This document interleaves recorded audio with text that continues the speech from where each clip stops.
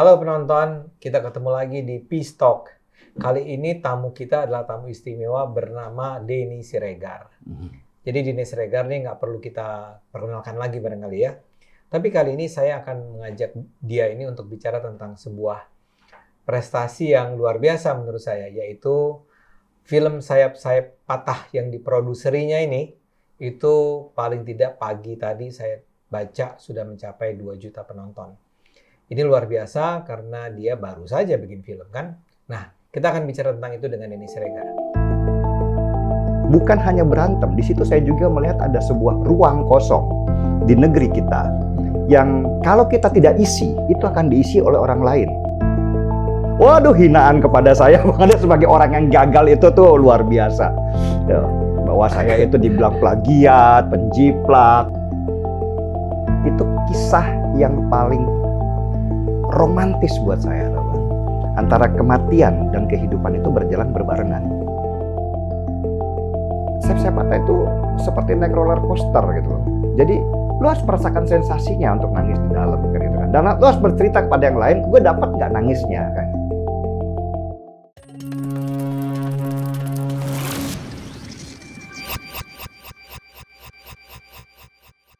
Halo Den. Ya Bang.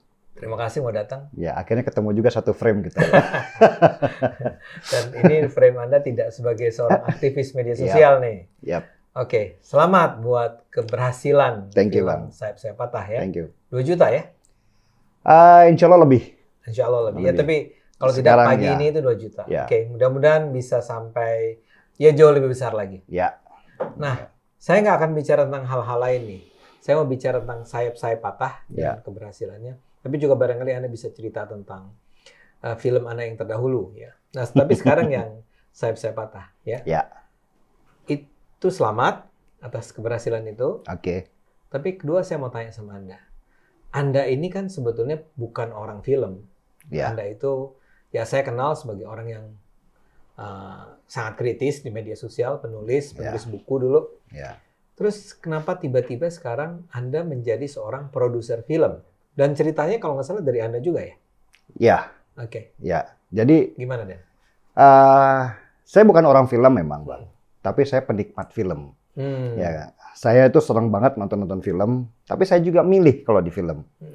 Dan salah satu film yang jarang atau malah nggak mungkin saya tonton, itu adalah film Indonesia, Bang. Oke. Jujur. Sebelum ini. Jujur, saya harus jujur banget ya. Karena saya tidak melihat selama ini film Indonesia itu secara kualitas itu adalah kualitas film. Rata-rata ya sifatnya hanya menghibur saja, tapi tidak pernah ada pesan-pesan atau makna atau pelajaran yang kita dapat di sana. Makanya saya jarang sekali ke bioskop, kecuali kalau misalnya dia menayangkan film Hollywood yang buat saya ini penuh dengan makna dan pesan di dalamnya. Jarang sekali saya nonton film. Anda milih lah. Ya, saya penikmat. Meskipun saya bukan pelaku film. Dari penikmat itulah saya kemudian mencoba masuk ke dunia film.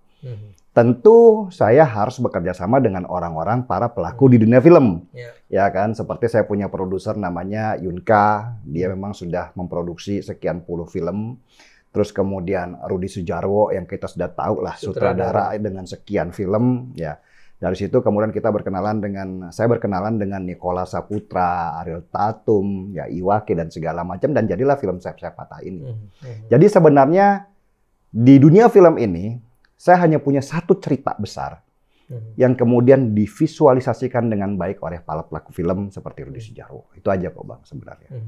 Ya tapi kan apa yang menyebabkan Anda terjun ke film? Sebuah kebetulan atau? Enggak, itu sih sebuah kegelisahan, kalau bisa bilang. Mungkin Bang Adit tahu, 2 tahun yang lalu kalau nggak salah ya, 2 tahun atau setahun yang lalu itu saya gelisah dengan industri perfilman kita yang tiba-tiba dimasuki dengan kartun anak-anak. Ya, yang sifatnya lebih Nusa Rara. Iya, Nusa dan Rara, dan saya protes keras pada waktu itu. Buat saya bahayanya dunia film itu adalah karena di situ ada potensi propaganda secara soft gitu ya, untuk membangun sebuah image sehingga image yang seharusnya kita tentang menjadi diterima, kan gitu. Saya berantem keras pada waktu itu ya dengan sutradaranya. Bukan karena saya benci dia dan karyanya. Nggak, saya menghormati dia dengan karyanya. Cuman yang saya tidak ingin adalah bahwa dia ditunggangi oleh orang-orang yang dengan maksud tertentu, ya kan, untuk bisa membuat sebuah film yang sifatnya propaganda. Tapi bukan hanya berantem. Di situ saya juga melihat ada sebuah ruang kosong di negeri kita yang kalau kita tidak isi, itu akan diisi oleh orang lain. Ya. Itulah kemudian saya menekatkan diri untuk keluar dari zona nyaman saya di media sosial, terus kemudian untuk masuk ke industri yang sama sekali saya belum mengerti. Sama sekali saya nggak ngerti. Ini seperti hutan rimba, Pak. Banyak banget penipunya, banyak scammernya, ya kan, banyak orang yang menjanjikan banyak hal gitu ya. Tapi saya hadapi, ya. Dan akhirnya saya coba dulu lah dengan biaya yang kecil lah, istilahnya kalau di dunia film ya, meskipun besar juga buat saya pada waktu itu, dengan film tentang binatang, judulnya Marley, ya kan, anjing, ya kan, ya karena duitnya kecil aja sebenarnya saya bikin film Marley itu, dan hasilnya alhamdulillah kecil juga, jadi sama sekali nggak balik modal pada waktu itu, ya kan. Berapa penontonnya? 21.000 lah, Bang. 21.000. Dan bukan itu saja sih sebenarnya, bukan masalah materi aja. Waduh, hinaan kepada saya makanya sebagai orang yang gagal itu tuh luar biasa. Ya, bahwa saya itu dibilang plagiat, penjiplak, ya kan. Marley itu. Saya juga nggak tahu dari mana saya plagiatnya, ya kan. Ya udah kayak gitu-gitulah, Bang. Jadi Anda dibully waktu itu. Ya kan seperti biasa lah. Kapan sih saya nggak dibully? Tapi dibully karena Anda dianggap gagal? Karena dianggap gagal. Dianggap gagal, istilahnya, udahlah jadi medsos aja. Nggak usah masuk dunia film yang lu nggak ngerti kan gitu, Bang. Ini dunia yang sama sekali lu nggak ngerti dan lu gagal di sana. Kata-kata gagal itu yang menancap di saya, bahwa saya harus membuat sesuatu yang sesuai dengan kepribadian saya. Ketika saya berbicara tentang radikalisme dan toleransi secara terus-terusan, itulah film yang tepat buat saya, bukan film yang lain-lain, gitu, Bang. Disitulah muncul lahirnya Sayap-Sayap Patah. Ya. Tapi ide Sayap-Sayap Patah itu siapa? Anda sendiri atau orang lain? Saya. Anda? Pertama kali Sayap-Sayap Patah itu muncul di saya. Karena gini, tahun 2018 kan kita ingat, Bang, waktu itu Makobrimob jebol ya. Dan saya termasuk orang di media sosial yang berperang melawan narasi teroris dan itu di dalam penjara. Karena pada waktu itu, ketika di dalam penjara, kelompok-kelompok napi teroris ini itu merebut handphonenya para petugas di sana, dan mereka menyebarkan lewat media sosial pesan-pesan supaya para lone wolf atau orang-orang yang simpati sama mereka untuk datang ke Makobrimob. Jadi kebayang nggak, Bang? Pada waktu itu Makobrimob tuh dikepung dari segala penjuru. Nah, saya dengan yang mengepung polisi atau bukan lone wolf. Jadi Makobrimob itu dikepung oleh orang-orang dari segala penjuru daerah yang datang karena pesan melalui Instagram. Di sana mereka tuh datang. Kalau nggak salah satu orang anggota Brimob yang berjaga di depan meninggal juga ditusuk oleh salah satu. Gitu loh, Pak. Jadi dikepung dari berbagai daerah. Mereka ada di warung kopi, mereka ada di angkot, mereka ada di mana, ya kan. Nah, saya termasuk yang berperang di sana. Ketika saya ketemu dengan seseorang yang pada waktu itu ada di dalam Makobrimob, saya cerita-cerita tentang pengalaman itu. Dan di situ saya mendengar cerita dari dia tentang sesuatu di balik peristiwa besar itu. Yaitu kisah tentang seseorang yang kebetulan memang dia termasuk korban yang meninggal, gugur di situ. Pada saat yang bersamaan istrinya melahirkan seorang anak.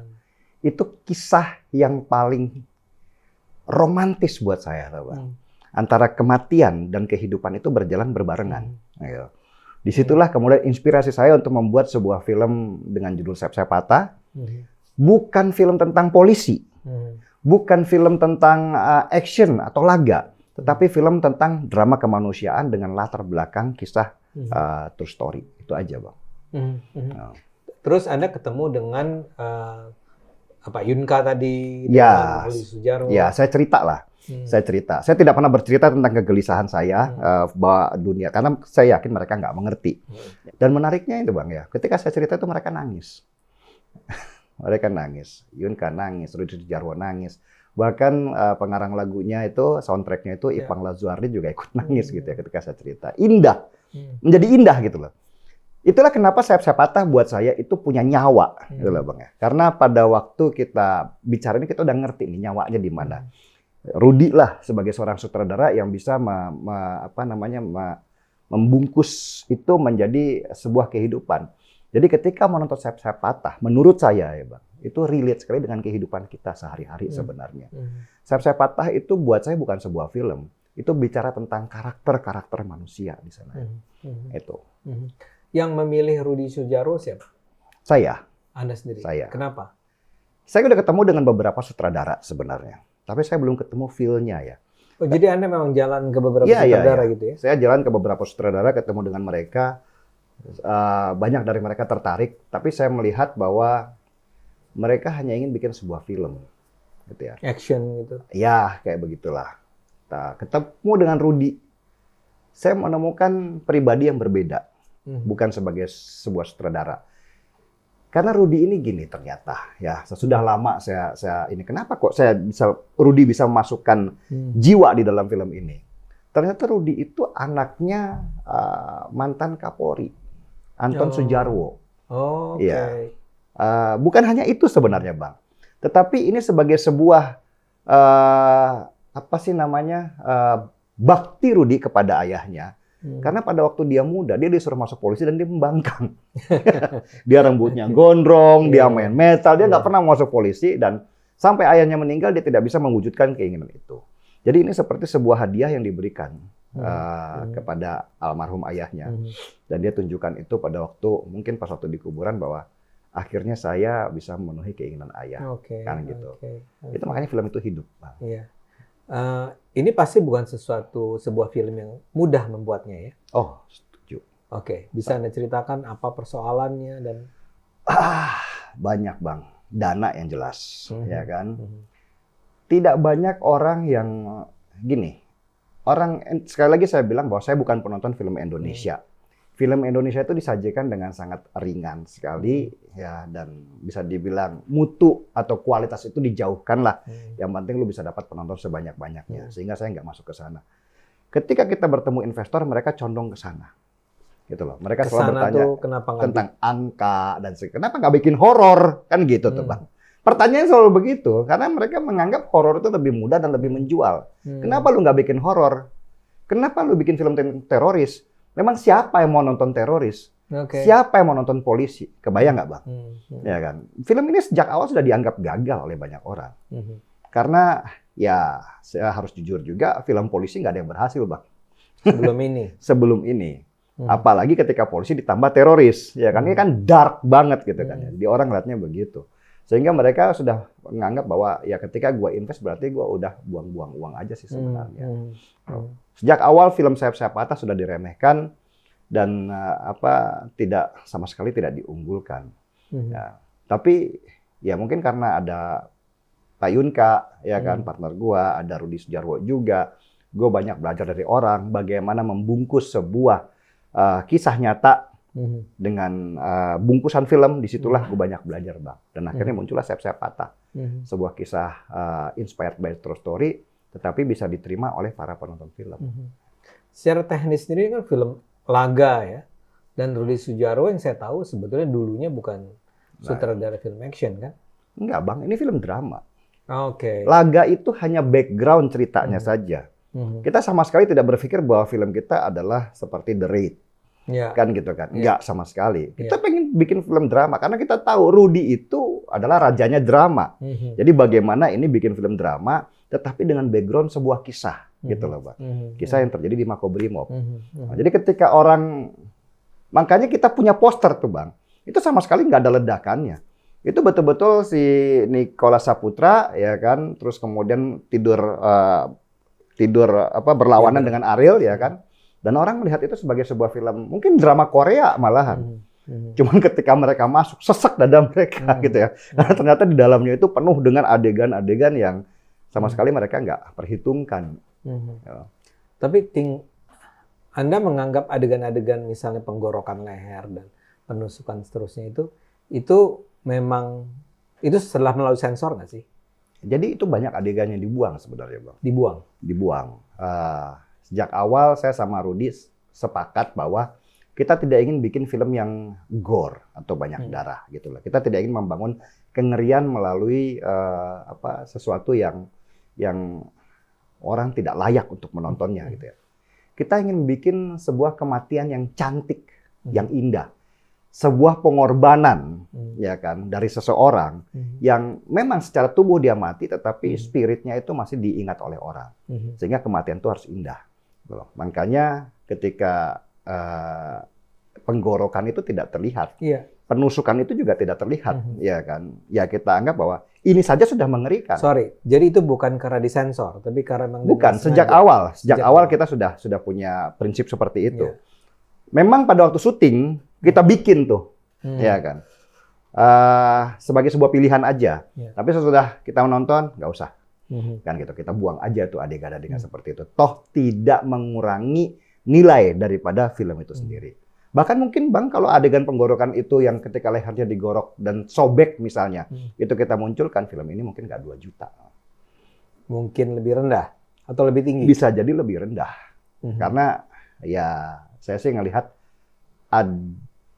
adatnya di Indonesia nggak bisa menerima seperti itulah Bang. Kayak gitu aja lah. Tapi sebenarnya prinsip Anda bukan karena Anda takut penontonnya tinggi atau rendah. Tapi buat Anda itu tidak layak. Tidak nyaman Bang. Tidak nyaman. Saya aja menontonnya tidak nyaman. Saya sebagai penikmat film, saya melihat film itu tidak berbicara tentang kekerasan seperti itu ya. Film itu sebenarnya lebih kepada pesan. Ya kan? Membungkus sebuah pesan. Lah kalau adegan ini saja tidak mau ditonton oleh orang, ya kan, lah bagaimana pesannya sampai. Itu aja kok Bang. Nah, tadi Anda bilang ya, film ini sebenarnya awalnya disangka akan flop, ya. Ya. Tapi saya ingat kalau tidak salah, karena waktu itu saya juga ngikutin kan, memang di hari pertama itu flop. Iya. Iya. Berapa ya waktu itu? Rendah lah. Rendah banget. Rendah. Jadi gimana ceritanya sekarang akhirnya itu bisa 2,5 juta? Karena kalau teman-teman yang suka mengamati film akan bilang, kalau film hari pertama itu flop, itu udahlah, sudah ditakdirkan akan flop. Tapi apa yang terjadi? Ya, saya bilang sejak awal sama Bang Ade bahwa film Saya Patah ini orang tuh sudah underestimate banget. Ya, sudah produsernya Denny Siregar. Ya. Oh itu bukan positif itu? Itu bukan positif, itu tuh negatif banget ya. Denny Siregar. Ya. Terus kemudian filmnya tentang polisi. Ya, menurut pendapat bagian orang dan ada terorisnya di sana. Sesudah kita mendapatkan jam tayang tanggal 18 Agustus, tiba-tiba ada kasus Ferdy Sambo. Lo bisa bayangin nggak Bang? Itu seperti lo udah jatuh, ketimpa tangga, genteng. Sorry diulang. Anda dapat kepastian itu tanggal 18 Agustus? 18 Agustus itu sebulan 2 bulan yang lalu lah Bang. Sebenarnya. Oh pada saat itulah kasus? Pada saat itu tiba-tiba 2 minggu sebelum, kalau nggak salah 2 minggu ya. Itu kasus Sambo meledak. Ya kan?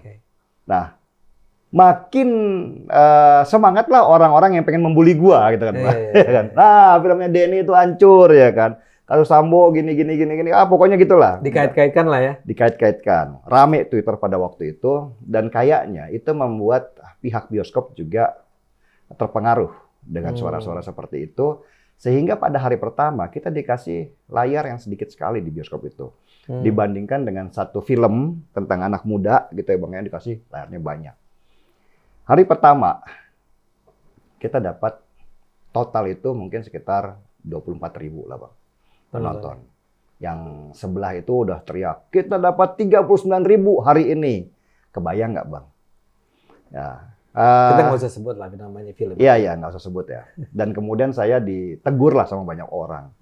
Udahlah, kalau gitu Bang Denny jangan nge-tweet lah. Mungkin tweetnya Bang Denny yang begini. Kayak gitu-gitu lah Bang. Ya kan? Tweet Anda dikhawatirkan apa? Dikhawatirkan akan membawa dampak negatif. Semakin buruk. Semakin buruk. Tapi saya punya prinsip.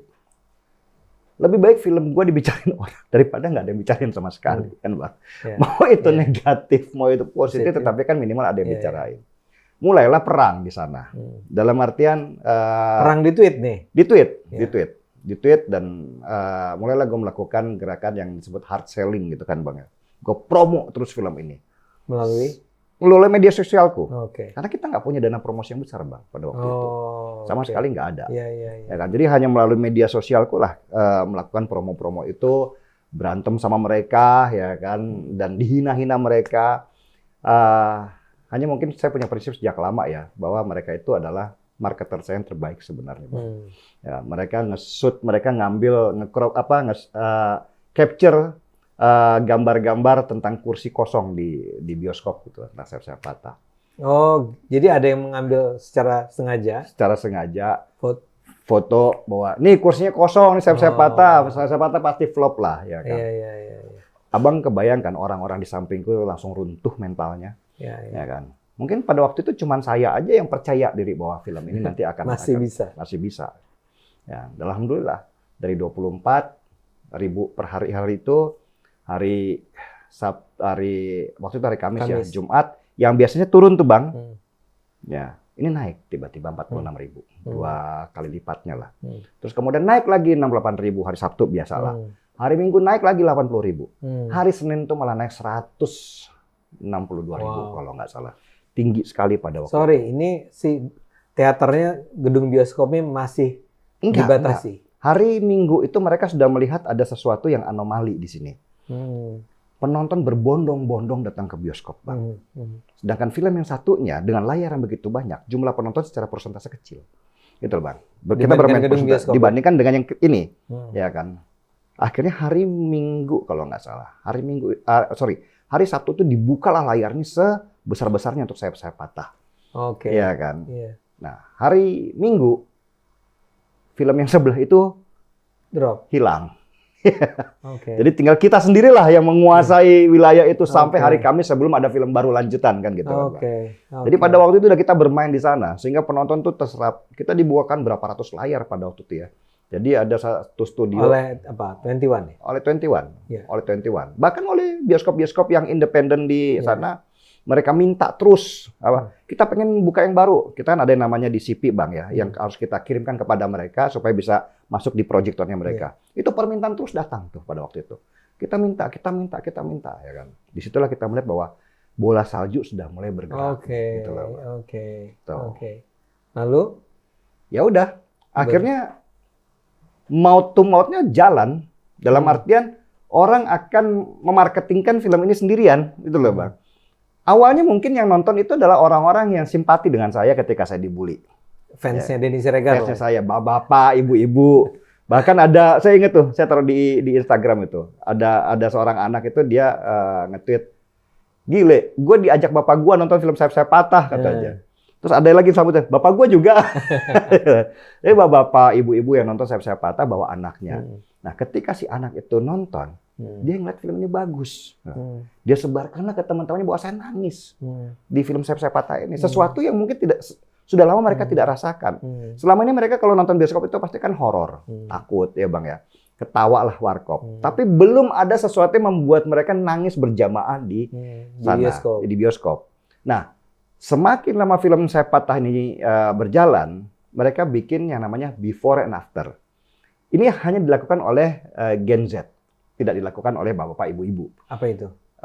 Before and after. Jadi before mereka masuk sayap-sayap patah gembira, after itu mereka nangis nggak karu-karuan. Jadi mereka bikin di mana? Mereka bikin di TikTok.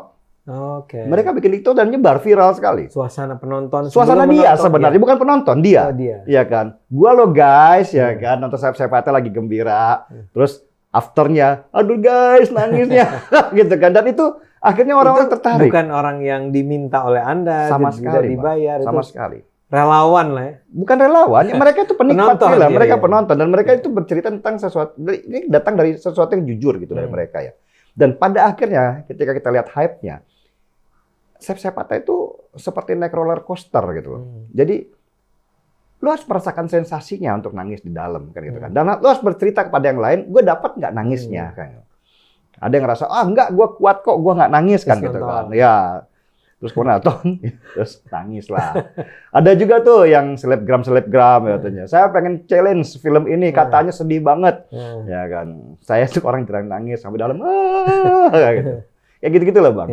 Jadi nonton sayap-sayap patah buat orang-orang yang memang penikmat film itu lebih kepada sensasi aja sih, ya kan. Mereka pengen tahu. Itu buat Anda bisa dibilang sebenarnya mengejutkan ya. Kesuksesan ini mengejutkan buat Anda. Sangat Bang. Film drama itu sulit banget untuk masuk pada level seperti ini sebenarnya. Sulit. Kalau film horor lah kita jangan tanya ya. Tapi sebuah film drama yang bisa masuk. Dan ini kan film yang kalau Bang Ade nonton, film ini kan sama sekali tidak crispy, Bang. Iya kan? Film ini dark, deep gitu ya. Dialog-dialognya dari juga awal. sangat, ya? Dari awal. Dan dialog-dialognya kan sangat dewasa gitu ya. Aku tidak tahu apa yang aku harus sediakan kepada kamu tuh selimut atau kain kafan. Itu meaningnya dalam banget gitu. Itu Rudy dia. Rudy banget. Itu Rudy banget ya kan.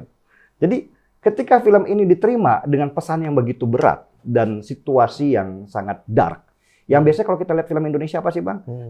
Rumahnya itu mewah. India banget lah. Film kita kan rumahnya mewah, gedongan kan gitu tuh, ya kan. Supaya orang tuh katanya lupa dengan kehidupan sehari-hari, ya kan. Dengan menonton itu mereka merasa jadi orang kaya. Tapi enggak. Film Sayap Sayap Patah itu seperti sebuah pesan kepada mereka, that's real life. Kan gitu, Bang. Rumahnya si polisi itu juga biasa-biasa aja di kampung. Kan gitu tuh, Bang. Pakaiannya Ariel Tatum yang kalau di IG itu begitu mewah, tapi di situ menjadi seorang ibu yang biasa. Dan Rudy itu kayak kenal banget ya suasana hidup polisi. Jadi misalnya di kantor polisi itu joke-joke mereka tuh seperti joke anak muda biasa. Mungkin itu ya, karena dia sejak kecil itu kan ada di lingkungan itu, ya kan. Sehingga buat saya kenapa akhirnya saya milih Rudy cocok, dia menjadi relate. Mungkin pertanyaan antara aku tidak tahu aku harus menyediakan kepada kamu tuh selimut atau kain kafan, mungkin adalah pertanyaan ibunya dulu kepada almarhum ayahnya, sehingga membekas ke dia dan dia tuangkan. Gitu. Itu kan nggak gampang, Bang. Ini para yang nyinyir itu berhenti menyinyir nggak? Enggak lah, Bang. Mereka tetap nyinyir. Masih juga. Mereka tetap nyinyir. Apalagi Anda udah 2 juta, apalagi yang mau dinyinyir. Iya, mereka nganggap bahwa film ini itu mengerahkan sekian banyak polisi. Untuk menonton? Kan? Untuk menonton dengan memakai uang negara. Kayak gitu-gitulah. Ya sama kayak kita lah, Bang. 2 juta ini polisi? Iya, mereka bilang 2 juta ini polisi. Sama kayak kita lah, kita dibayar oleh negara gitu kan. Oh, buzzer. Buzzer, RP, sekian miliar. Ya kayak gitulah mereka tuh. Pada intinya mereka tidak mau menerima kenyataan bahwa film ini sukses. Iya. Karena buat mereka, kalau saya coba memahami mereka, Bang ya, dampak kerusakan dari film Sayap Sayap Patah ini luar biasa besar. Kepada terorisme. Orang akhirnya melihat dengan nyata bahwa terorisme itu ada. Karena Sayap Sayap Patah ini inspired by true story. Nah, yang menariknya, Bang Ade, sesudah orang-orang nonton Sayap Sayap Patah, mereka mencoba menggali true story-nya itu tadi. Keluarlah siapa itu gendis, keluarlah siapa yang dibunuh ini, keluar. Jadi akan mereka bilang, oh ini real, oh teroris itu ada. Itu satu. Yang kedua adalah mereka mulai membenci yang modelnya terorisme, jahat banget. Iwaka sampai sekarang tuh dibenci banget sama mereka karena sudah mewakili terorisme itu sendiri. Gitu. Tapi sebetulnya Anda sendiri, begini, biar bagaimanapun saya rasa, kalau Denny Siregar, Anda terlibat dalam pembuatan film ini, saya duga kan bukan sekedar ingin menampilkan kehidupan manusia. Saya duga nih, ada message yang ingin Anda sampaikan dengan film ini. Betul. Menurut Anda, akhirnya message-nya sampai nggak sih kepada para penonton itu? Dan message apa yang sebetulnya Anda ingin sampaikan? Ya, message-nya kan nggak jauh-jauh dari apa yang selama ini kita suarakan, Bang. Toleransi, pluralisme, NKRI, kayak gitu-gitulah, ya kan. Cuman tinggal bagaimana mengemas ini. Kalau selama ini kita monolog lewat media sosial, Bang Ade sering debat di TV. Nah, saya berbicara lewat film. Karena saya belajar dari Amerika sebenarnya, Bang. Sesudah saya masuk ke dunia film ini, saya baru memahami kenapa Amerika sejak dulu, sejak lama sekali, mereka melakukan propaganda terhadap nasionalisme di penduduk mereka itu lewat film. Sehingga sejak kecil, anak kecil yang sampai sekarang tumbuh dewasa, itu masih melekat di kepala mereka tentang seorang kapten bernama negara mereka. Kapten Amerika. Ya, dan itu buat saya indah banget. Ya, bagaimana nasionalisme ditempatkan dengan gambar atau dengan bentuk media yang tepat gitu. Dan itu akan sangat berpengaruh. Anda pikir penonton Anda yang anak-anak muda itu nangkep nggak itu? Seharusnya nangkep. Kalau saya melihat begitu banyaknya sekarang anak-anak Gen Z yang nonton film Sayap Sayap Patah, ya sampai pesan ini kepada mereka. Jadi mereka tidak lagi melihat ini sebagai sebuah film drama atau entertainment. Mereka tetap akan melihat itu entertainment drama. Karena film ini kan baru sekali, Bang. Karena untuk penanaman sesuatu kepada seseorang itu harus berulang-ulang. Karena itu ya harus diproduksi terus-menerus lah hal-hal seperti ini. Supaya semakin lama mereka gini. Buat saya kan gini, saya bilang sama Densus, saya tuh kasihan sama Densus, Bang. Karena mereka kerjanya kan hanya nangkap. Ya kan, nangkap ketika ini sudah jadi. Nah, pembibitannya ini kan siapa yang bisa halangi, ya kan? Melalui media sosial, Telegram dan segala macam itu proses pembibitan jalan nih. Sehingga muncul seseorang yang baru yang akhirnya suatu saat yang kita nggak tahu nih. Kalau Densus sudah tidak sekuat sekarang bisa jadi bom meledak lagi nih, Bang. Nah, karena itu saya harus kasih vaksin kepada anak-anak muda ini melalui film, gitu, Bang. Sehingga ketika ada vaksin dalam tubuh mereka, mereka sendiri yang melawan gitu. Penting banget vaksin itu tadi. Karena kalau enggak ya mereka menjadi orang ya, lah kan gua nggak tahu bahwa terorisme itu jelek. Ya kan? Ini yang bahaya. Tapi saya menangkap Anda dengan sengaja ya menghindarkan agar dari bicara tentang agama, tentang Islam misalnya. Karena seringkali kan tuduhannya adalah Anda ini anti-Islam, menzalimi Islam. Itu sengaja. Sengaja apa? Untuk tidak ada simbol-simbol itu di dalam. Karena saya punya prinsip, mungkin sama dengan Bang Ade lah, bahwa teroris itu tidak punya agama. Gitu ya. Bahwa dia memakai baju agama atau mengatasnama agama kan Tetapi kan maknanya adalah bahwa agama tidak pernah mengajarkan terorisme, pembunuhan dan segala macam. Nah kalau gitu agama mana yang dia pakai? Ya kan? Jangan-jangan lu cuman bajunya doang, tapi dalam dirimu itu sebenarnya udah nggak ada agama. Kamu tidak percaya agama. Karena kalau kamu percaya agama, kamu tidak akan melakukan kejahatan. Kan itu aja, Bang. Itulah kenapa saya tidak mau kasih simbol-simbol agama apapun di dalam. Karena saya menganggap bahwa terorisme itu tidak ada agamanya. Simbol itu paling pada waktu awal si Aji itu wudu gitu ya. Itu aja. Itu si polisi. Si polisinya itu. Tapi terorisnya, tidak ada agama buat saya. Dan saya tetap kekeh pada pendirian itu. Nah ini ada satu pertanyaan yang mungkin nggak enak nih sebetulnya. Tapi saya harus tanyakan pada Anda. Salah satu tuduhan terhadap film ini adalah film ini berusaha mendistract, mengalihkan perhatian orang dari keramaian tentang Sambo dan polisi. Anda masuk di sana untuk membangun sebuah image positif. Itu berulang kali, sering kali saya dengar itu, sering kali saya baca. Apa jawaban Anda terhadap itu? Ya kan nggak mungkin, Bang. Film ini sudah saya siapkan 2 tahun sebelumnya. Bikin film itu kan nggak bisa sebulan 2 bulan. Ya, mulai perencanaan, produksi, post-pro itu butuh waktu belum kemarin pandemi kan gitu ya. Dan terus kemudian mendapatkan tanggal di XS1 aja juga nggak gampang. Ya kan, kita harus tahu nih, kalau di awal bulan Agustus ada Pengabdi Setan, wah nggak berani kan kita head to head, kan gitu kan. Udahlah kita mundur aja lah, ya kan ada pilihannya, lu mau maju mau mundur, kita mundur aja lah. Dan ini sama sekali nggak ada urusan Sambo pada waktu itu, ketika penentuan itu. Nah ketika sudah taruh 18 Agustus, 2 minggu atau 3 minggu misalnya ya kan, meledaklah kasus Sambo. Siapa yang tahu? Malah banyak orang bilang, Dan copot aja dari XS1. Saya bilang, kalau saya copot sekarang... Itu apa argumennya? Kenapa dicopot? Ya karena kasus Sambo itu dianggap punya tone negatif untuk menghancurkan film ini. Ya saya bilang, belum tentu XS1 akan kasih saya tempat lagi. Pertama karena saya orang baru di dunia film kan. Saya butuh kepercayaan mereka bahwa film saya itu punya potensi pendapatan buat mereka juga kan. Nah kalau saya copot, pasti akan orang yang ngantri itu banyak, Bang. Ya, saya mendapatkan tanggal 18 Agustus itu nggak mudah gitu. Saya harus bisa meyakinkan kepada mereka bahwa film ini layak.